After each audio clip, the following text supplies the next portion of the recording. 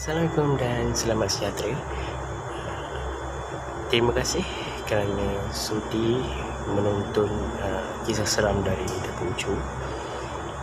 Kali ini Ucu ingin menceritakan sebuah kisah seram, kisah seseorang yang akan Ucu ceritakan kembalilah. Okey, kisah ni berlaku di sebuah sekolah. Dan ketika itu beliau berusia 14 tahun, tingkatan 2, dan tepatnya pada tahun 2003. Okey, sebelum Ucu ceritakan kisah ni, Ucu nak ceritakan dulu tentang gambaran sekolah tu lah seperti apa. Okey, sekolah ni bangunan dia bangunan lama yang mereka bentuk dia tu ada gaya-gaya Eropah sikit lah, mungkin zaman-zaman penjajah punya bangunan, dan mungkin dulu waktu peperangan pernah dijadikan hospital atau apa, kurang pasti. Okay. Beliau ni dulu waktu dia tingkatan 2, dia menyertai pancaragam sekolah.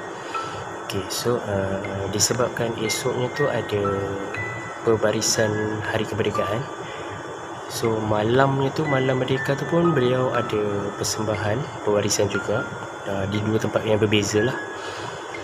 Jadi pada hari tu beliau dengan rakan-rakan pencaragam ni membuat latihan di sekolah sebab persiapan untuk pembarisan malam dan esoknya tu.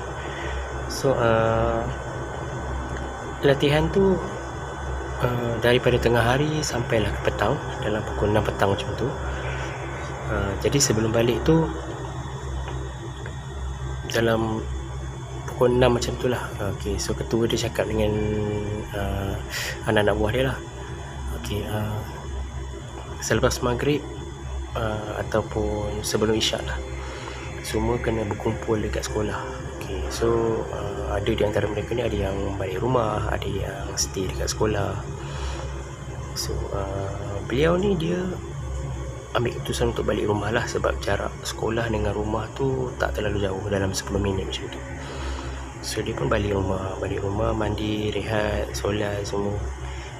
Kemudian selepas maghrib tu dia pun bertolak semula ke sekolah. Okay, so sesampainya dia di sekolah, dia tengok keadaan masih kosong lah, maksudnya tu tak ada rakan-rakan lain, belum sampai. Jadi dia pun berjalan lah menuju ke bilik pencaragam tadi. So dia lihat dekat dalam bilik tu ada sini-sini dia, tapi dia ambil keputusan untuk tak nak ganggu lah, tak nak ganggu sini dia berehat. So dia pun berjalan sekitar koridor sekolah tu kan. So sebaris dengan bilik pencaragam tu ada kelas lah, kelas beberapa buah kelas lah. Bilik pencaragam tu dekat bangunan lama, bahagian depan sekali. So dia pun berjalan dekat sekitar koridor tu, berjalan. Sampainya dia di sebuah kelas ni.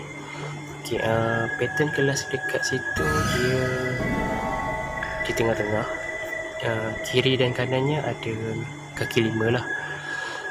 So ada kaki 5 kiri dan kanan.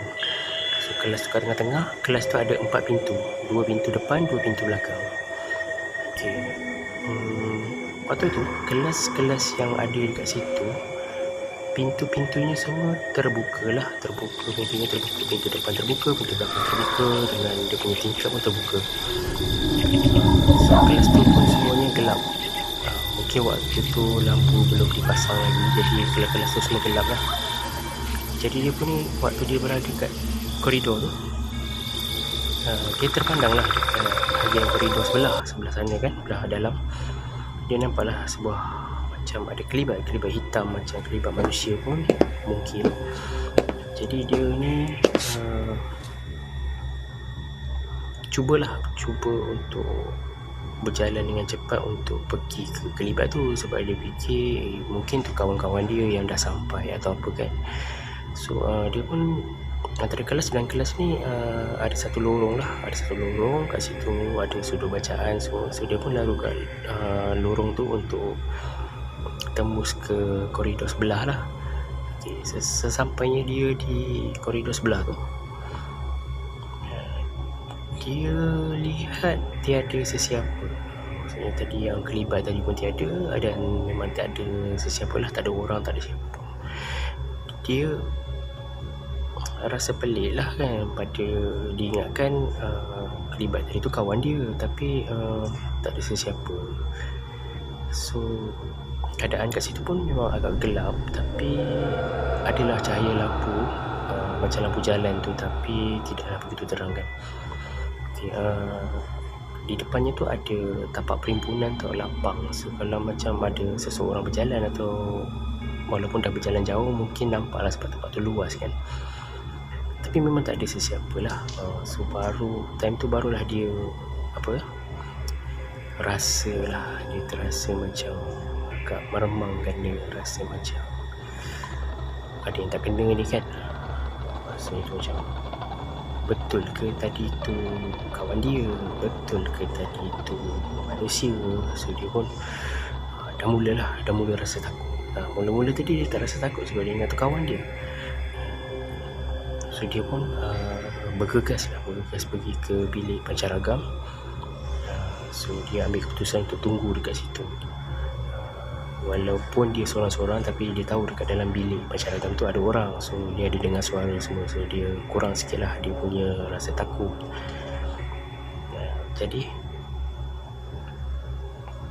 dia tak ceritakan kat sesiapa lah kisah tu tentang yang dia nampak kelibat atau apa, sebab dia takut, dia tak pasti atau itu cuma hayalan dia ke atau apa kan. Jadi dia pun tak nak lah ceritakan dekat sesiapa.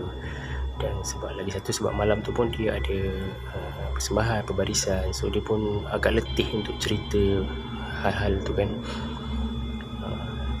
Sampailah ke hari ni, barulah dia ingin kisah dia tu diceritakan lah. Kata beliau, sekolah tu agak lama lah, dah memang lama, bangunan dia lama. Dia ada beberapa bangunan yang betul-betul lama, maksudnya tu zaman perang dulu. So dia ada bangunan lama tu, bahagian depan satu, bahagian belakang satu. So dia campuran lah, dia ada blok baru pun ada, blok lama pun ada. Okay, so yang kalau kita berada kat blok lama tu memang ada satu perasaan yang agak lain sikit lah. Okay, sekian cerita daripada Ucu buat kali ini. Minta maaf kalau ada kekurangan, dan terima kasih dah sudi menonton dan mendengar serta support Ucu sehingga ke hari ini. Semoga kita berjumpa di video-video yang lain. Terima kasih. Assalamualaikum dan selamat malam.